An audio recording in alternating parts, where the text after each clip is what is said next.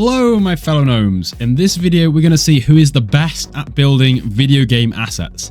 Starting with myself at $0, then we're going to work our way up between different freelancers paying $1, $10 and $50 and see what we get, and we're also going to challenge an AI and compare the results there.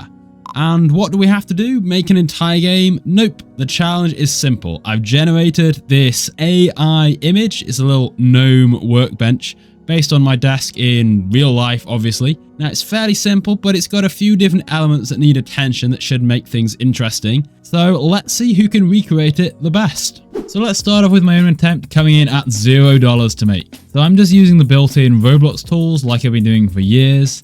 I'm not too hot with 3D modeling stuff like Blender, but I'm pretty comfortable just making stuff out of the inbuilt blocks, and that always feels quite nice and in style for Roblox. But it does mean I'm more limited when it comes to complex stuff, as I only have these default shapes to work with. Thankfully, the workbench itself is nice and square and straightforward, and I can make use of the wedges and corner wedges in order to get the tapered effect on the legs. But what's much harder to do is shapes that are both tapered and curved, like a glass vase, and here there are unions I can take advantage of course, so I can do that with the mushroom, sort of with a weird combination of spheres and cylinders, but it's obviously not perfect. I can't quite recreate the shape of the mushroom exactly. Although, you know, adding the spots, it sort of comes to life and it gives the effect of a mushroom, even if it's not the organic quality.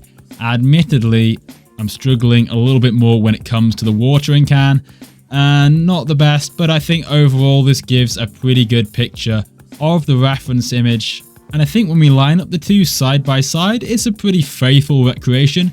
Obviously they're not indistinguishable, but it's certainly a faithful Roblox recreation. And for just like 30 minutes of work, I'm pretty pleased with this. So next I turn my attention to my Discord, GnomeLand. And in the Devs for Hire channel, we've got all kinds of posts.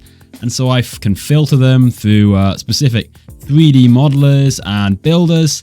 So I hired this guy, Brian Moser, his first ever commission actually, and he built it inside of Studio again, and this is what he made me. In fact, I think he said to use the old material, so we'll toggle that on, and there we go.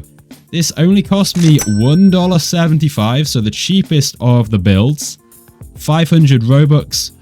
He wanted to do it for 300, but I said make it 500. And honestly, I think this came out pretty decent. Probably better than mine. He's got a bit more attention to detail, like the base he's done. I like his watering can, and these little beveled edges on the posts are nice. It would probably be better if the colors may be a bit off for the reference image. But I like this. Not bad value for money at all here. So then stepping in an upper level, and I found this guy, Euphemium, I think he's called. There we go. And he does all kinds of cool 3D modeling inside of Blender, so I thought I would give him a try. And he was by far the quickest of everyone, from me first messaging him to him then delivering on the whole project. Was only a couple of hours. He got something up really quick, really impressed with me. And so let's see it inside of Roblox. Here is his build. Pretty cool. I think this is the most accurate that we've seen so far. The colors on this are really nice. And I think he's even hand drawn on all of these textures. And how much did he charge me? Well, only $10, which I think was pretty neat, right? For all of this modeling work he's done and how quickly he did it. Pretty pleased at $10 with this one. So if you want something doing fast, then try out Euphemium. Nice job. So far, so good. We've got our $50 build still coming up, but can artificial intelligence fare any better? So we're going to be trying out this little platform called 3DAIstudio.com, who are the sponsors of today's video. It can take any 2D image and generate an entire 3D model for you. You can also edit textures, remesh, and just give it a plain text prompt, and it'll do anything for you. So I had a go at this earlier, and look, this is what we got. Pretty cool.